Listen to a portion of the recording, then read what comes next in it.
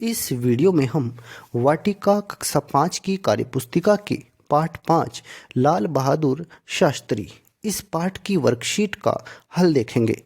सबसे पहला हमारा प्रश्न है, नीचे दिए गए शब्दों के अर्थ सरल भाषा में लिखिए। आपको इनके अर्थ सरल भाषा में लिखने हैं। जैसे प्रतिष्ठा, इसका मतलब सम्मान होता है। ऐसे ही अचरज, इसका मतलब है आश्चर्य। विरुद्ध मतलब खिलाफ। शक्ति मतलब कठोरता। अचंभा, इसका मतलब है आश्चर्य।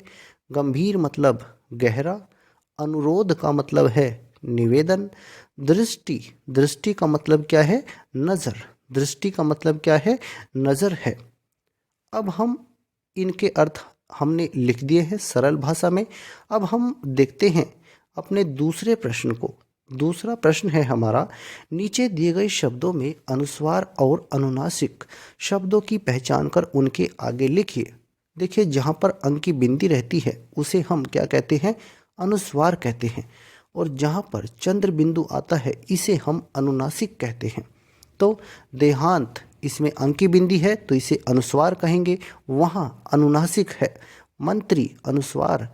हंसना अनुनासिक। माँ अनुनासिक। अंदर अनुस्वार। 5 अनुनासिक। तो ये इसमें अनुस्वार और अनुनासिक हैं। इस तरह से आप इन्हें लिख सकते हैं। अब हम देखते हैं आगे अपने अगले प्रश्न को। ये हमारा तीसरा प्रश्न है। इसमें एक अनुच्छेद दिया गया है। इस अनुच्छेद को पढ़ करके इसके नीचे जो प्रश्न दिए गए हैं उनके उत्तर हमें लिखने हैं। तो उत्तर हमने लिख दिए हैं इनके। तो इसमें पहला प्रश्न है, लाइनमैन ने फाटक क्यों नहीं खोला?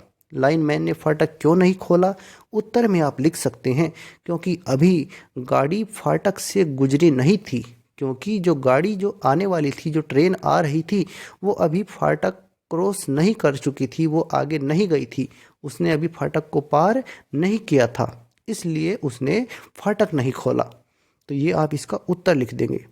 आगे देखते हैं, दूसरा प्रश्न है इसमें, स्टाफ के अफसर ने लौटकर शास्त्री जी से क्या कहा? उसने कहा था, श्रीमान, वह आदमी बड़ा जिद्दी है, उसके विरुद्ध सख्त कार्यवाही की जानी चाहिए, ये उसने कहा था।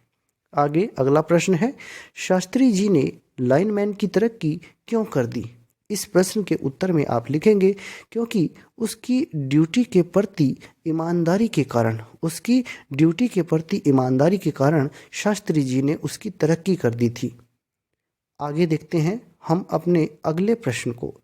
चौथा प्रश्न है हमारा, सही कथन के आगे सही का निशान तथा गलत कथन के आगे गलत का निशान लगाइए। तो यहाँ पर आपको सही के आगे सही और गलत के आगे गलत का निशान लगाना है। अब देखते हैं कथन को। लाल बहादुर शास्त्री का जन्म 2 अक्टूबर 1904 ईस्वी को मुगल सराय के साधारण परिवार में हुआ था। ये बात बिल्कुल सही है। आगे, लाल बहादुर शास्त्री स्वतंत्र भारत के दूसरे रेल मंत्री बने। तो लाल बहादुर शास्त्री स्वतंत्र भारत के दूसरे रेल मंत्री बने, ये कथन यहाँ पर गलत है। लाल बहादुर शास्त्री का निधन 10 जनवरी 1966 ईस्वी को ताशकंद, रूस में हुआ था। तो ये बात बिल्कुल सही है, सही का निशान लगेगा। शास्त्री जी ने लाइनमैन की तरक्की को रोक दिया। तो शास्त्री जी ने लाइनमैन की तरक्की को नहीं रोका था, ये बात बिल्कुल यहाँ पर गलत है। शास्त्री जी के पिता का नाम शारदा प्रसाद तथा माता का नाम राम दुलारी देवी था, ये बात भी यहाँ पर सही है। यहाँ पर सही का निशान हम लगाएंगे। अब आगे देखते हैं इसमें अपने 5वें प्रश्न को। मिलान करिए। यहाँ पर हमें मिलान करना है। यहाँ पर कुछ नारे दिए गए हैं और एक तरफ उन व्यक्तियों के नाम है जिन्होंने उन्हें दिया है। तो आपस में मिलान करना है, कौन सा नारा किसका है। महात्मा गांधी जी का नारा है, करो या मरो। जवाहरलाल नेहरू, इनका नारा है, आराम हराम है, आराम हराम है। लाल बहादुर शास्त्री, इनका नारा है, जय जवान जय किसान। लोकमान्य तिलक, इनका नारा है, स्वराज मेरा या स्वराज हमारा जन्मसिद्ध अधिकार है, मैं इसे लेकर रहूँगा, ये इनका नारा है। आगे, सुभाष चंद्र बोस, इनका नारा है, तुम मुझे खून दो मैं तुम्हें आज़ादी दूंगा, ये इनका नारा है। इन्हें आपस में आप इसी तरह से मिलान कर देंगे। अब हम बढ़ते हैं आगे अपने अगले प्रश्न की तरफ। प्रश्न 6 है हमारा, विलोम शब्द लिखिए। आपको यहाँ पर इनके विलोम शब्द लिखने हैं, जैसे अच्छा बुरा, इसका विलोम शब्द यहाँ पर लिखा है अच्छा बुरा। इसी तरह से विजय, विजय का विलोम शब्द हो जाएगा पराजय। ऐसे ही आरंभ, इसका हो जाएगा अंत। मृदुल, इसका हो जाएगा कठोर। पक्ष, इसका हो जाएगा विपक्ष। और विश्वास का हो जाएगा अविश्वास। तो ये इनके विलोम शब्द हैं, आप इसी तरह से इन्हें लिखेंगे। अब हम देखते हैं आगे अपने अगले प्रश्न को। 7वां प्रश्न है हमारा, विशेषण शब्दों की पहचान कीजिए। तो यहाँ पर आपको विशेषण शब्दों की पहचान करनी है। जैसे वह एक दयालु स्त्री है, तो इसमें दयालु जो है वो एक विशेषण शब्द है। दयालु एक विशेषण शब्द है। इसी तरह से जैसे वह व्यक्ति बहुत चतुर है, तो यहाँ पर चतुर जो है वो एक विशेषण शब्द है। मेरा घर सुंदर है, सुंदर विशेषण है इसमें। यह पीला फूल है, तो यह पीला फूल है, तो पीला जो है ये एक विशेषण शब्द है। इसी तरह से मेरे पास 5 किताब हैं, तो 5 जो है ये इसमें एक विशेषण शब्द है। वह एक श्रेष्ठ ब्राह्मण है, तो श्रेष्ठ जो है ये इसमें एक विशेषण शब्द है। ऐसे शब्द जो संज्ञा या सर्वनाम की विशेषता बताते हैं उन्हें हम विशेषण शब्द कहते हैं।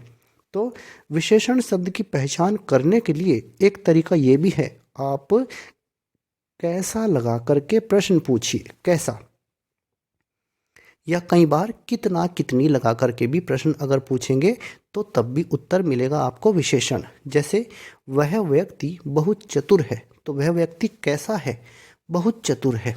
कैसा है, चतुर है, बहुत चतुर है, तो चतुर जो है इसमें ये विशेषण है। मेरा घर सुंदर है, घर कैसा है, घर सुंदर है, तो घर सुंदर है तो विशेषण है। ऐसे ही मेरे पास 5 किताब हैं, मेरे पास कितनी किताब हैं, 5 किताब है। संख्यावाचक का बोध अगर आएगा तो ये भी विशेषण होगा।